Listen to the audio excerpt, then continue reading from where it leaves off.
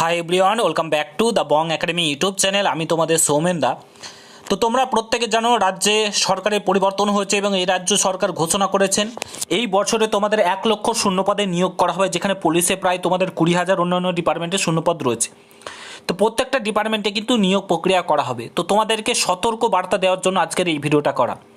তোমরা যারা যারা আগের ধাঁচে পড়াশোনা করছো, আগের বইগুলো পড়ছো এবং ভাবছো সেগুলো পড়েই পাস করে যাবে, তোমাদের জন্য সতর্ক বার্তা। পরীক্ষা থেকে শুরু করে সমস্ত কিছু তোমাদের এবার পরিবর্তন হতে চলেছে, A to Z পরিবর্তন। আগের মতন যদি পড়াশোনা করো চাকরি তোমরা কিন্তু পাবে না, এইটুকুন একদম নিশ্চিন্তে থাকো, ভয় পাওয়ার দরকার নেই। কি হবে পরিবর্তন না হবে সমস্ত কিছু বলছি, সিলেবাস থেকে শুরু করে A to Z সমস্ত কিছু পরিবর্তন হবে। পুরো ভিডিওটা দেখার চেষ্টা করবে।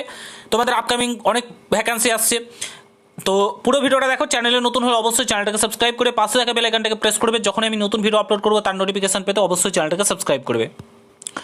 অন স্ক্রিন তোমরা দেখতে পাচ্ছ এটা বিভিন্ন নিউজ পেপারে প্রকাশিত হয়েছে, ঠিক আছে। এখানে দেখতে পাচ্ছ সারা বছরে রাজ্য সরকারের কোন কোন পরীক্ষা কবে হবে, ঠিক আছে, সমস্ত কিছু কেন্দ্রীয় সরকারের ধাঁচে প্রকাশিত হবে বার্ষিক রুটিন।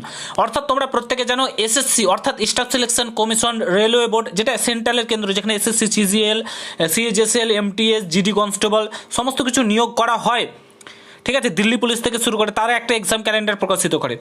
তারপরে তোমাদের রেলওয়ে বোর্ড একটা এক্সাম ক্যালেন্ডার প্রকাশিত করে। ঠিক তেমনই প্রত্যেক বছর কিন্তু একটা করে এক্সাম ক্যালেন্ডার রাজ্য সরকার প্রকাশিত করবে।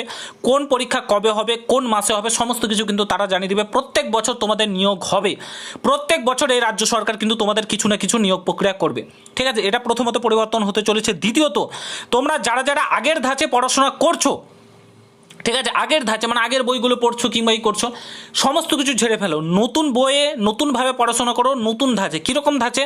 এবার তোমাদের কোশ্চেন প্যাটার্ন সম্পূর্ণ কিন্তু সেন্ট্রালের যেমন কোশ্চেন প্যাটার্ন হয়, অর্থাৎ SSC GD constable, SSC MTS, SSC সিজিএসএল, CGL, CHSL, এই যে পরীক্ষাগুলো হয় এই প্যাটার্নে, সম্পূর্ণ প্যাটার্নে কিন্তু তোমাদের এবার পরীক্ষাটা নেওয়া হবে।